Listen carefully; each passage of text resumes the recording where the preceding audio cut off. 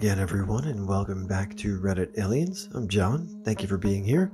So, a good topic tonight sometimes can be gross, but let's do it. What's a workplace incident that you experienced that still haunts you to this day? Please remember to like, share, and subscribe. While building Levi Stadium, a trucker was unloading rebar when the entire pile fell on him, impaling him multiple times and also crushing him. I never met the man, but his cat, an elderly dog, ended up at a local shelter. We planned to adopt the dog and ended up taking home the cat too because we didn't want to split them. Nina, the dog, passed away in her sleep in 2017, about 2 years after we brought her home. Seal, the cat, is around 7 years old now and doing just fine. I've always wondered if they ever thought of him. Engineer decided to open a parcel with a Stanley knife. Not sure if he slipped or what angle he was cutting at, but bam! Stanley knife in the eye. Never saw him again, but H&S quickly introduced a policy that safety goggles needed to be worn when opening boxes. Used to be a wedding caterer. While the bride and groom were going to cut the cake, it started to fall off the table as they were both trying to catch this ridiculously huge thing. The bride slipped, fell into a pyramid of wine glasses on a fold-out table behind her. The table collapsed and a wine glass stem pierced her neck. She survived, but she was not going to be able to take that gown back to the rental place. I've never seen so much blood in my life. Worked for Edie's Ice Cream. My truck was loaded wrong, so at a stop had to shimmy between pallets to get to the back pallet. Was unloading the top pallet and the pallet below collapsed. The top pallet slid onto me, but since I was between two waist-high pallets, about 1,200 pounds of ice cream bent me at the waist the wrong way, sort of like bending over normally, backwards. Ended up with 2 broken vertebrae, nerve damage, and was not fun. Eventually got a 6-disc fusion and was able to walk again. But now I have arthritis in my back and it really hurts most of the time. I also have numb areas in my right thigh and my whole lower back. Would not recommend. I don't know if you can call this an accident, but I was working with this guy and out of nowhere he says, "I'm sick of working here, check this out," and jammed his foot into the gears on the machine. Completely mangled his foot. Saw him 20 years later, and his foot was still effed. He was looking for a couple weeks of workers' comp. Got a lifetime disability instead. It was pretty horrific. Work in a dealership, and once a tech was using a tool that broke free, bashing him in the face, knocking out multiple teeth, splitting his lip, and breaking his nose. It was a bloody mess. Young kid with balls of steel apparently. While waiting for an ambulance, he was sitting there talking and smiling to show the damage. The smile was horrifying. He recovered and got a ton of dental work and still works there. I was a cashier in a grocery store. One of my fellow cashiers was a senior, just killing time in retirement. One day she had a dizzy spell, collapsed, and cracked her head open on the floor. Paramedics were called, and as they were loading her into the ambulance, she was crying out that she could still finish her shift. Coworker, who was fresh out of trade school, was using a table saw to cut 1-inch thick sheets of plastic into strips. It was cold, so he put on some leather work gloves. A glove got caught and pulled his hand into the saw, nearly severing his right index and middle fingers. He came to me and said, I think I cut my hand. It literally looked like a package of pork ribs, all mangled bone and tissue. They were able to save the fingers, but they're non-functional and don't bend. Not me, but at a cookie factory where my brother worked, a worker died when someone accidentally dumped out a massive mixer full of molasses on top of him. He suffocated before they could dig him out. The time we almost killed a customer at the restaurant I worked at. He had a milk allergy that we didn't know about, so we made his food on the same grill as everything else. Apparently his allergy was severe enough that he spent the weekend in the hospital because of anaphylaxis from cross-contamination. He was super nice about it and acknowledged that he really should have told us. He remained a regular for 2+ years that I continued working there, and our systems changed drastically to accommodate allergies. It's good to see that the customer was cool about it, since it was, in a way, kind of his fault, and you guys learned a lesson, he learned a lesson, and you kept a customer. Cool. I think it was the day before Thanksgiving 2012. There was a news story about a guy trying to reach something off of a platform at a local paper mill. He fell into a nearly boiling hot tank of caustic solution and spinning blades in it. There was absolutely nothing left. I've worked over those exact tanks numerous times. It's an old facility, but if you don't know their safety policies right down to the T, they will throw you out in a heartbeat.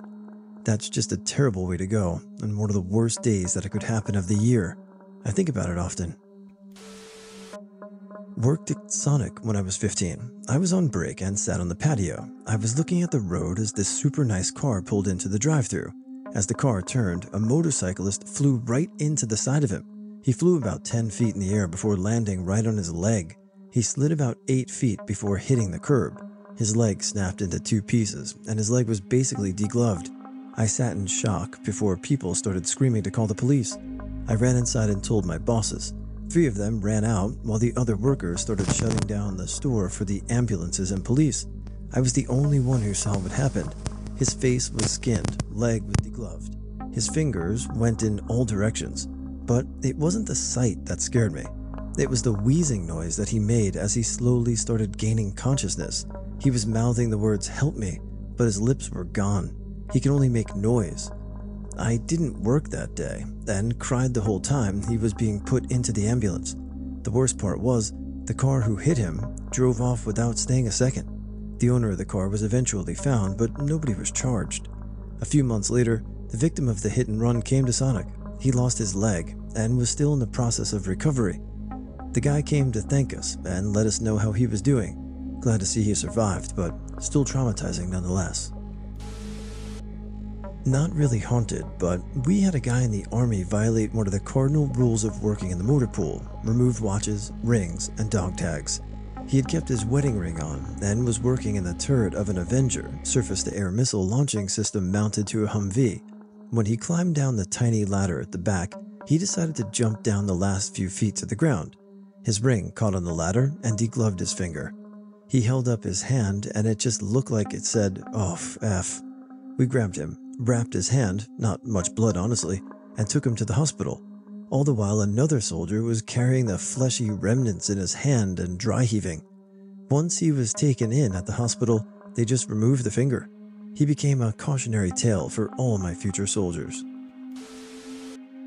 Worked at an industrial setting. Had a contractor come in and use a hydraulic ram to pull a bearing about the size of your head. They didn't hook up the lines correctly, and 40,000 psi of fluid hit him in the neck and almost decapitated him. It took out part of his brainstem. I got there for the death rattle, blood everywhere. We couldn't help him. He was in his early 20s, and his wife just gave birth a few months prior. I worked with a machine called a microtome. It slices biological samples to a cell depth so they can be stained. It does this by raising and lowering the sample against a mounted razor blade. You keep your fingers so far out of the way. After the multiple people who lost fingertips sashimi'd their knuckles sliced through nails. It's a horrible way to injure yourself because the cut is so clean, it takes a second to realize you just skinned yourself. Electrician here. Walked into a house on a Monday morning. A dishwasher had a ground fault that didn't trip out. Plumber became part of the circuit Friday afternoon and was still part of the circuit Monday morning. This is partly why they must be GFCI protected now. Was an OSHA investigator who had just completed training in a state with a small budget. Was called to a site where a man was crushed to death by a crane jib. Mind you, Fed OSHA officers aren't even allowed to do a fatality inspection until they've been with the agency for 2 years or longer. Anyway, get out on site, do the investigation. Come to find out, the guy was stowing his jib, the portion of the crane that extends the boom length and is usually stowed on the side, when it popped off the side of the crane with him inside the latticework. The jib fell roughly 7 feet and rolled over the guy. The jib weighed around 5,700 pounds. Now, this is all pretty common stuff. The interview, his oiler rigger, was a little tough because they'd been together for so long, 15 years, and were close. But the thing that really solidified it for me was when I went to the autopsy and saw where the jib had landed. It landed right on the poor man's crotch, and let me tell you, it did not look pretty down there. I was told he had survived for several hours after the incident. I just hope they drugged the shit out of him in his final hours. First job as an auto electrician at a car garage for Vauxhall in 2000. Walking through the workshop, and one of the mechanics drops to the floor screaming as I'm maybe 20 feet or so away. His right hand had smoke around it, and it had trying to get his overalls off whilst yelling for help. Turns out, he was using the gas bottles, oxyacetylene, to cut off an exhaust that was giving him trouble. Some of the molten metal that dropped off fell inside of the overall through the right arm and burnt straight into the underside of his forearm. I remember the smell was like meat burning with a sweet side to it. As he's trying to get to the overalls off, the material has fused to the bubbling like gooey hole on his arm, and when he tried to get them off, it must have caused him even more pain. He was writhing around, which made it very hard for us to try and help. It unfortunately got much worse though.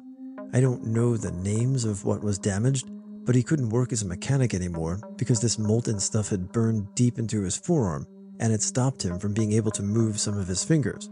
I don't know how things went for him after this, as he never came back to work, as being after in the hospital for a while. Worked at a factory that dealt with sprinkler systems. Watched a man using a plasma cutter on a 12-inch pipe while his tinted glasses were on top of his head. A flash from the plasma cutter melted his contact to his eyeball. In an impulsive panic, I watched him try to pull out the contact lens that brought his cornea along with it. Loudest I'd ever heard a grown man scream. Happened 14 years ago, and it still gets me. When the concrete laborer was cleaning the concrete paving machine, and the operator was in his car staying warm, and the laborer's rain gear strap got caught in the auger and dragged him in. Most blood-curdling screams I've heard as he was taking his last breath, and it made mincemeat of him. So sad, everyone was looking for the emergency off button, but if only the operator was where he should have been. We were doing some maintenance on some big commercial equipment. A high-pressure hydraulic line ruptured and cut someone's arm off. Blew it off would be more precise. I learned that day not to F around with hydraulics willy-nilly. I also learned that hydraulic oil is toxic, and the hospital needs the MSDS sheet in the event of hydraulic injuries. The line had been previously damaged and not correctly maintained. When I worked for Walmart supply chain, the receiving crew wouldn't put the pallets all the way in the rack. One had a huge piece of wood sticking out, and our forklift guy swiveled into it, impaled him in the shoulder, and permanently disabled his arm. When I worked at Ecolab, a chemical loader didn't wear his PPE and spilled acid on his pants. The acid ate through his skin, into his muscles, and now he's wheelchair-bound even after the skin grafts. I didn't see it personally, but one of the acid delivery guys at my company didn't wear his face shield or properly inspect his hookup lines, and he needed facial reconstruction surgery, and he went blind. I'm only 3 years into my career, so I'm off to a good start, lol. When I was 13, I worked at Long John Silver's, and we had the dumbest cook ever. We called him Pedo Paul because despite being happily married, Pedo Paul could not stop trying to flirt with the 15-year-olds we were hiring. Anyway, Pedo Paul one day drops his wedding ring in the deep fryer. To paint a picture, there's 3 deep fryers next to each other, and above those deep fryers is no less than 6 pairs of tongs. Pedo Paul looks at his hand, looks at the deep fryer, looks back and forth like 6 times, and then plunges his hand in the deep fryer to grab his ring. He manages to grab and fling it across the room and start freaking out about the burn. At this point, his hand was effectively nothing but one large blister, but to make things worse, he runs over to the pressure washer to spray his hand off. Ugh. At this point, strips of his hand just start filleting themselves off and onto the walls of the sink, and we can see a little bone. He passes out from the pain and cracks his head on the sink, and we call the ambulance. We don't actually know where his wedding ring ended up. I'm assuming based on child labor laws that this story is from a long time ago, because if you're 13 working at Long John Silver's, I mean, you never know. But anyway, you're a fry cook guy? Darwin Award winner. Wow. I was a dishwasher delivery guy food prep for a Chinese restaurant in my teens. The guy beside me was chopping vegetables and nicked the tip of his finger off. He wrapped it up and went to grab a glass of water. He then passed out and dropped the glass, shattering on the floor, slipped on the glass, fell and hit his head on the chopping table, and landed just beside the broken glass on the floor. Being the delivery guy, I delivered him to the hospital in my car. It was rough to see, but he was okay in the end.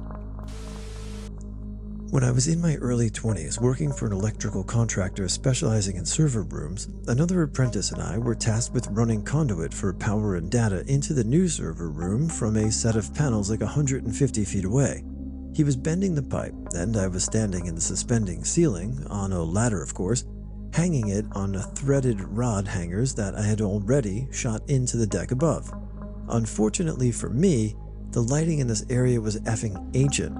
2x4s that had those Bakelite plug-in connectors. The problem with Bakelights is that it becomes very brittle with age, and after a long time, it will basically disintegrate into tiny crumbs and dust if it gets whacked.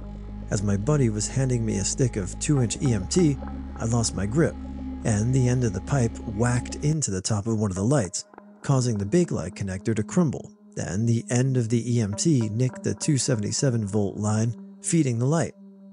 There were 20-amp 277-volt commercial lighting circuits and a huge fireball that came out of the top of the light, rolling over everything in the ceiling for like 8 feet in every direction, including me, of course.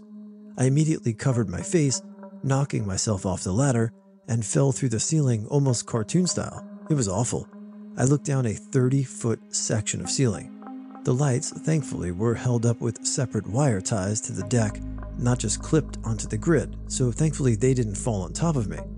Thanks the OSHA inspectors who were on staff at the client, I was wearing gloves, safety glasses, and a hard hat. Otherwise, I may have gotten really effed up. In the end, I burned off a chunk of my beard and singed my eyebrows and got banged up from the fall, but that could very well have been a fatal incident. F companies who still have Bakelite lighting connectors. Not as bad as some people, probably working at Amazon. When I started the job, the manager laughingly told me that during the summer, they have ambulances parked in the parking lot just in case. I thought he was joking. I was there for around 9 months, and it started getting hotter. The warehouse didn't have AC, just giant exhaust fans blowing hot air around. A girl in pre-sort, directing traffic, basically sending boxes down the appropriate line, just suddenly collapsed, full-on passed out on the line. Line stopped. Girl taking a nurse. She was back on the line again an hour later. The reason it haunted me is just the fact that she came back. She passed out and still had to finish her shift. Diabolical. Well, as long as the profits stay high, they'll get more fans for you guys next year. A university student here was going through a corridor when suddenly a thing whizzed on my right side towards the ground. Saw over to realize 2 students committed suicide by jumping together from the top floor of the building. The thing is, one of them was teaching our class a teaching assignment the previous day. I still do not pass through that corridor.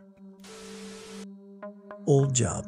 A channel head blew off a small filter. Imagine a 100-pound huge metal disc that is on a hinge. Blew out and swung and hit a man in the head. His buddy had to hold his scale back on his head to slow down the bleeding till the ambulance arrived. Like his scalp peeled back from the front of his head to the rear, like an old-timey can with a pull top. I worked at a chain pet store for a while. They did not treat the animals they sold well. Multiple snakes starved themselves to death. I found an emaciated sand boa and took him home, got him vet care, only for him to die a week later. The heating systems would break, leaving the reptiles without heat or overheating. It got so hot in the desert, species were sitting in their water to cool off. I got reprimanded for moving the tanks away from the heat and misting them down. The mammals all had eye infections. Every day we removed dead fish from the tanks and scanned them in an inventory loss. The feeder fish were not considered inventory, as they were worth pennies. We'd remove at least 10 dead ones a day and just throw them out. It was heartbreaking. I quit after 3 months because I couldn't let myself be complacent in what was happening. Never buy animals from places like PetSmart, Pet Supply Plus, Petland, and Petco. They come from the equivalent of puppy mills and are horribly mistreated. It's been years, and I still get sick to my stomach when I think about it.